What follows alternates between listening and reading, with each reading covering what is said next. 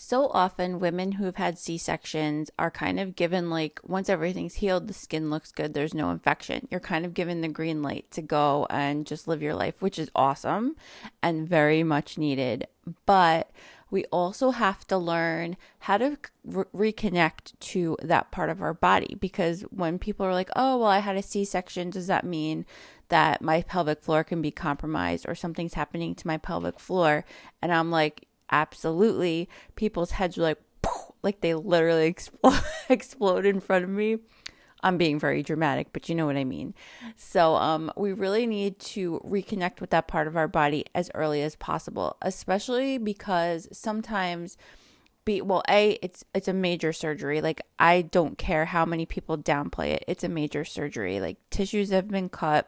There's stuff that's going on in there. So really getting back that association with that part of your body, especially one as important that literally is part of your core, that's going to be really key. And there are some things that you can do really early on before you really tackle anything else to kind of reorient that part of your body with yourself again. And we're going to go over 3 ways to do that today.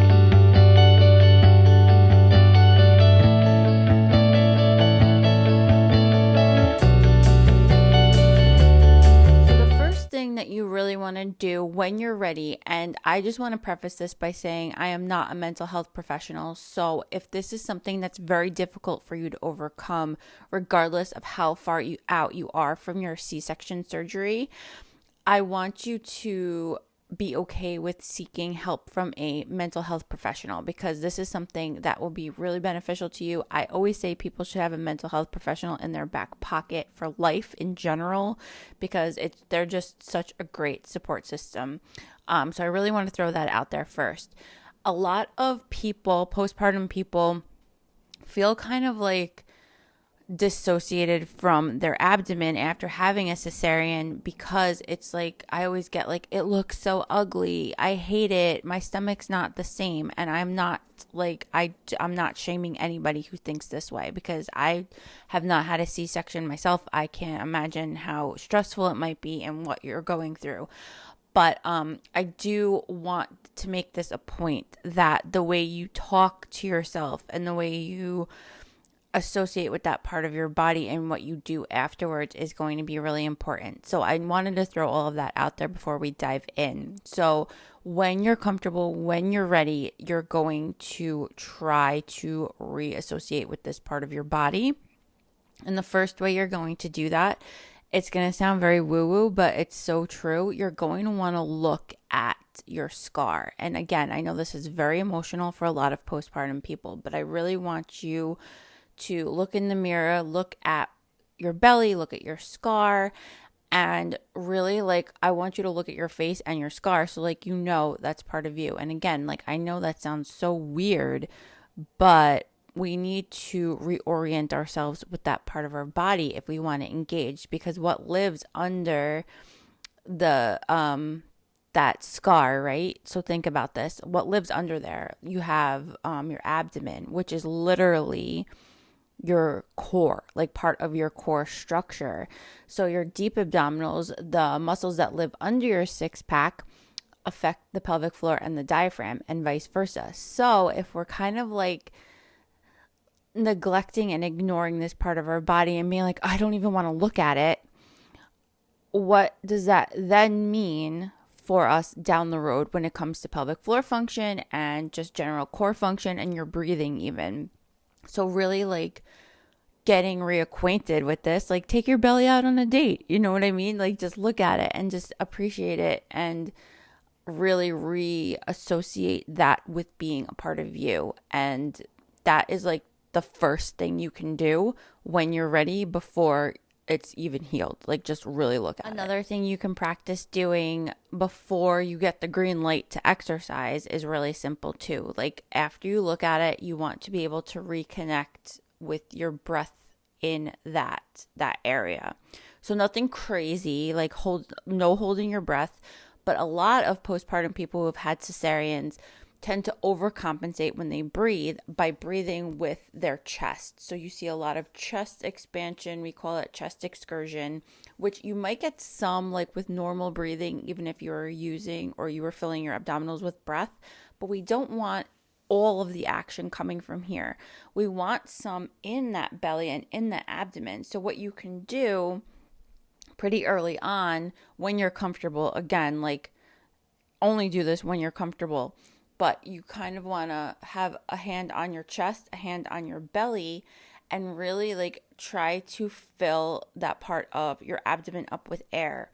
Not again, like nothing crazy. I don't want stitches ripping and popping, but like really reconnecting with that part of your body. Also, you want to practice having your ribs expand out so you can even have your hands on your ribs and try to fill them up with air as you breathe.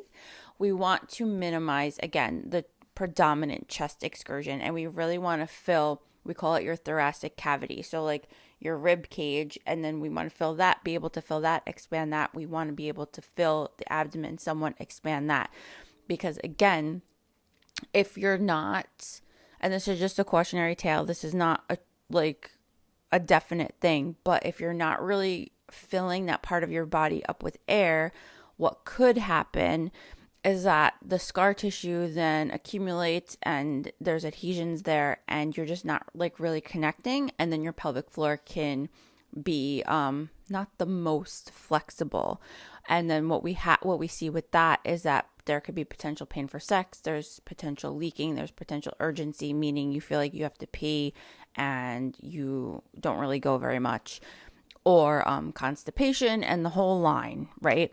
So really getting reacquainted with your breath, that's going to be the second most important thing to do for your C-section. And then the final thing you can do, you want to, before you dive into this, ask your MD if it's okay to do self-massage, because we want to make sure that there's no open places within that scar, that the scar is not infected, that it's healed.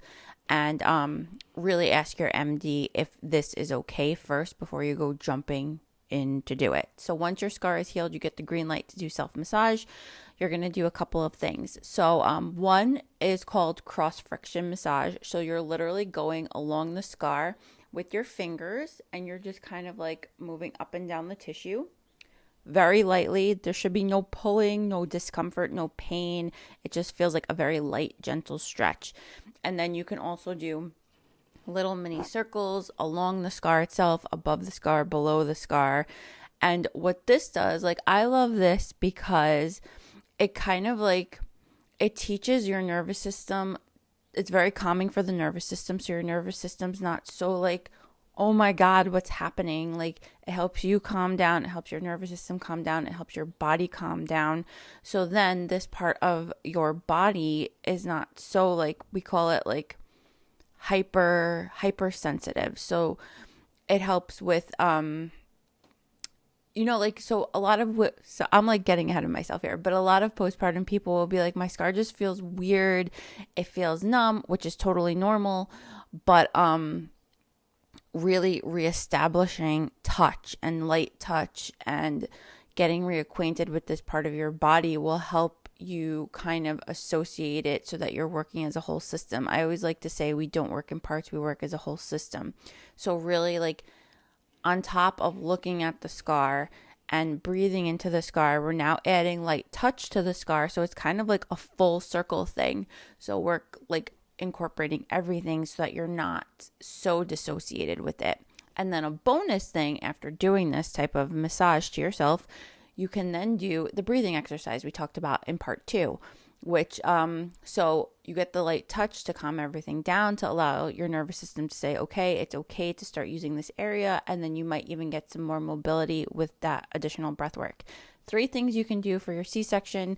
It's really simple, or it seems really simple, but I know, like I mentioned in the beginning, there is that mental hurdle to get over first. So once you're ready, jump right in and give it a try. Let me know how it is.